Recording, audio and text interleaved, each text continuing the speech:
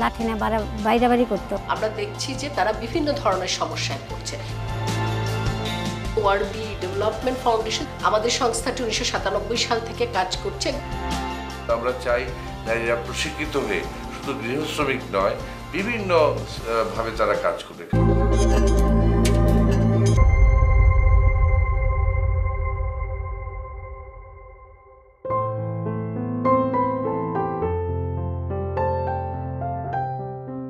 এ বিশ্বে যা কিছু মহান সৃষ্টি চিরকল্যাণকর, অর্ধেক তার করিয়াছে নারী, অর্ধেক তার নর।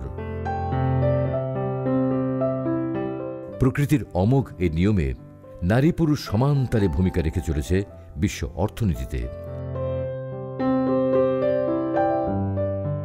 বাংলাদেশের অর্থনৈতিক উন্নয়নেও নারীর ভূমিকা অনস্বীকার্য।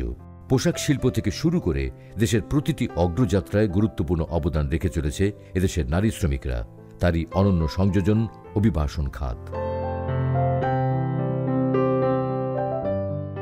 এদেশের নারী শ্রমিকরা এখন দেশের সীমা ছাড়িয়ে বিদেশেও পাড়ি জমাচ্ছে। দেশের রেমিটেন্স উপার্জনে হয়ে উঠছে অন্যতম প্রধান নিয়ামক শক্তি। 90-এর দশকে বাংলাদেশের নারী শ্রমিকরা অভিবাসন প্রক্রিয়ার সাথে সম্পৃক্ত হন। বর্তমানে প্রায় 10 লক্ষ নারী অভিবাসী মধ্যপ্রাচ্য সহ বিশ্বের বিভিন্ন দেশে কাজ করছেন, অবদান রাখছেন দেশের অর্থনৈতিক স্থিতিশীলতা ও সামগ্রিক আর্থসামাজিক উন্নয়নে। আমাদের দেশ থেকে প্রতি বছর লক্ষ লক্ষ শ্রমিক বিভিন্ন দেশে যাচ্ছে এবং সবচেয়ে গুরুত্বপূর্ণ যেটি আমরা দেখেছি যে আমাদের নারী অভিবাসী শ্রমিকের সংখ্যাটি খুবই উল্লেখযোগ্য। কারণ হচ্ছে যে আমাদের অভিবাসনের আমরা দেখছি যে এখন পর্যন্ত আমরা যদি 1991 সাল থেকে ডাটা রাখা শুরু হয় সরকারের, সেখানে দেখছি প্রায় 9.5 লক্ষের উপর আমাদের নারী অভিবাসীরা বিশ্বের বিভিন্ন দেশে যাচ্ছে। বিশেষ করে যদি আমরা বলি যে সৌদি আরব, সংযুক্ত আরব আমিরাত, লেবানন, জর্ডান, কাতার, ওমান, বিভিন্ন দেশে তারা যাচ্ছে এবং বেশিরভাগই যাচ্ছে কিন্তু তারা গৃহ শ্রমিক হিসেবে। অথচ এই নারী অভিবাসীগণই বিদেশের মাটিতে গিয়ে শিকার হচ্ছেন নানা বঞ্চনা ও প্রতারণার। এদেশের কিছু অসাধু এজেন্সি ও দালালের খপ্পরে পড়ে হচ্ছেন প্রতারিত, হেয় প্রতিপন্ন হচ্ছেন সমাজে, পরিবারে। ম্যাডাম মারধর করছে। ম্যাডামের একটা শাশুড়ি ছিল, কথার আগেই পারতো না যে লাঠি নিয়ে বাইরে করতো।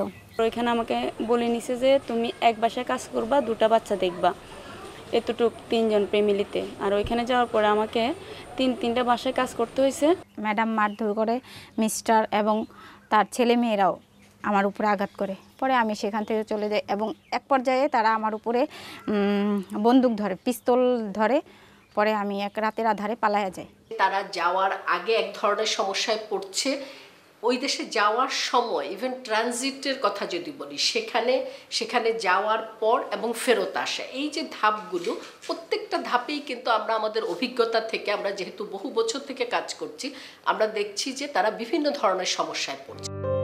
জাতিসংঘের 1990 সালের আন্তর্জাতিক সনদে অভিবাসী শ্রমিক হিসেবে নারীর গুরুত্বকে স্বীকার করে নারী ও পুরুষ অভিবাসী শ্রমিক ও তাদের পরিবারের প্রতি সমভাবে মানবাধিকার প্রয়োগের কথা বারবার উল্লেখ করা হয়েছে। নারী অভিবাসীদের জন্য করা হয়েছে বিশেষ কিছু বিধান।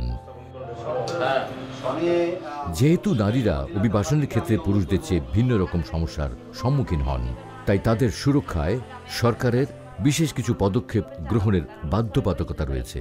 পুরো পরিবারটা আমি চালাই, আপনারা এত কম স্যালারি দিলে আমি চালাতে পারবো না। একইভাবে রিক্রুটিং এজেন্সিরও রয়েছে বিশেষ কিছু দায়িত্ব। রয়েছে চুক্তিপত্র, নিরাপদ আবাসন, কর্মপরিবেশ, স্বাস্থ্যসেবা সংক্রান্ত বিষয়ে নিশ্চিত করার বিধান। বাংলাদেশ নিরাপদ অভিবাসন নিশ্চিতে ও অভিবাসী শ্রমিকের স্বার্থ রক্ষায় আন্তর্জাতিক এই সনদের পক্ষভুক্ত হয়েছে এবং জাতীয়ভাবে আইন প্রণয়নের মাধ্যমে এসব সনদের প্রতি দায়বদ্ধতার প্রতিফলন ঘটিয়েছে। কিন্তু এসব আইন সম্পর্কিত স্পষ্ট ধারণার অভাবে অভিবাসী শ্রমিকরা তাদের অধিকার থেকে বঞ্চিত হচ্ছে ও নির্যাতনের শিকার হচ্ছে প্রতিনিয়ত। যাওয়ার সময় তারা আসলে কিভাবে যাবে, কোন তথ্যটা নিয়ে যাবে, সেই জায়গাটায় দেখা যায় যে আমরা দেখি তারা অনেক ক্ষেত্রেই তাদের কাছে তথ্য থাকে না। তো সেই ক্ষেত্রে তারা প্রথমেই কিন্তু সেই প্রতিবন্ধকতাটা সম্মুখীন হয় এবং যে কারণে তারা মধ্যস্বত্বভোগী বা দালাল, যাদেরকে আমরা ড্রিম সেলার বলি, তাদের সম্মুখীন হয় এবং সেই কারণে তারা প্রতারণার প্রথম ধাপটা শুরু হয়। আমরা জানি যে নারী অভিবাসীদের জন্য কিন্তু অভিবাসন ব্যয়টা একদম শূন্য, কিন্তু এই যারা গৃহশ্রমিক হিসেবে নারী অভিবাসীরা যায় এই তথ্যটা না জানার কারণে তারা দালালদেরকে টাকা দিয়ে যায়। পাসপোর্টটা করবে সেটাও দালাল করে দেয়, তার রেজিস্ট্রেশন করবে যে বিএমইটি বা ডেমো রেজিস্ট্রেশন সেটাও দেখা যায় দালাল করে দেয়। এই যে নির্ভরতা, যে কারণে সে কিন্তু প্রথম ধাক্কাটা পায় এই দালালদের কাছ থেকে। একজন অভিবাসী কিংবা অভিবাসন প্রত্যাশী রয়েছে জাতীয় ও আন্তর্জাতিক আইনানুসারে অভিবাসীর মৌলিক অধিকার সম্পর্কে জানার অধিকার, কাজ ও বাসস্থান সম্পর্কিত তথ্য জানার অধিকার, সহজবোধ্য চাকুরির চুক্তিপত্র পাওয়ার অধিকার, যথাসময়ে পারিশ্রমিক ও প্রাপ্য সুবিধা পাওয়ার অধিকার, জোরপূর্বক শ্রম থেকে নিষ্কৃতি পাবার অধিকার, বৈষম্য ও পক্ষপাতমূলক আচরণ থেকে মুক্তির অধিকার, কাজের সময় বিশ্রাম, শারীরিক ও যৌন নির্যাতন থেকে মুক্তির অধিকার, আইনগত সুবিধা পাবার অধিকার, স্বাধীনভাবে চলাফেরার অধিকার, দেশে টাকা পাঠানোর অধিকার, সভা সমিতি করার অধিকার, ট্রেড ইউনিয়ন করার অধিকার। তাকে জানতে হবে অভিবাসনে অধিকার লঙ্ঘন ও প্রতারণার ধরন, অভিবাসীদের অভিযোগের ধরন, সামগ্রিকভাবে অভিবাসীদের সমস্যা বা অভিযোগসমূহের সমাধান, অভিযোগ দাখিলের স্থান, অভিযোগ দাখিলের প্রক্রিয়া।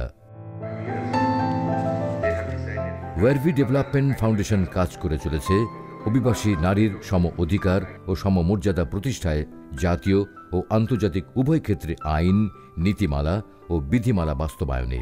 বাংলাদেশে জেন্ডার ভিত্তিক সহিংসতা সম্পর্কিত আইন, নীতি ও জাতীয় পরিকল্পনা বাস্তবায়নে।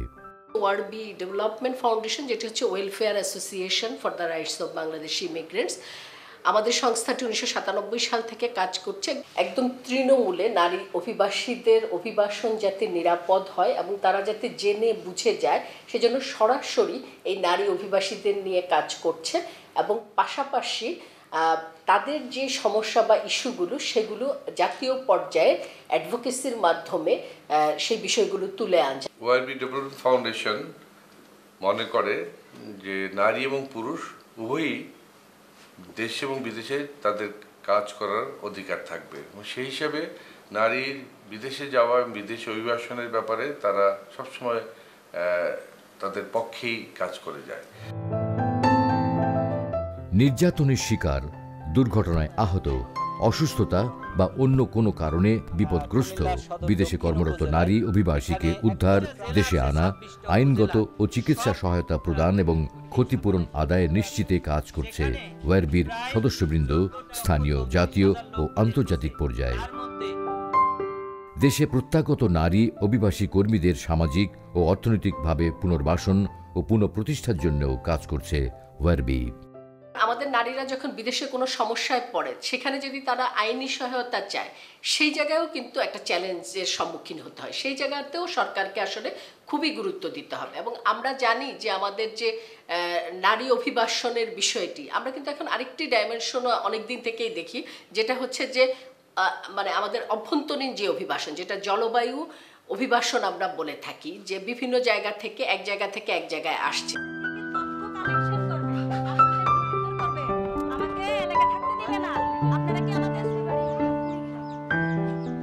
নদী ব্যাংকে জায়গা গেছে, অনেক এক কাকার বাসায় ছিলাম, এটাও খেদাই দিছি। বেশ কয়েকদিন চাকরি করছি, করার পরে আমি অসুস্থ হয়ে পড়ে রয়েছি, এখন চাকরিতে বাইর করে দিছি।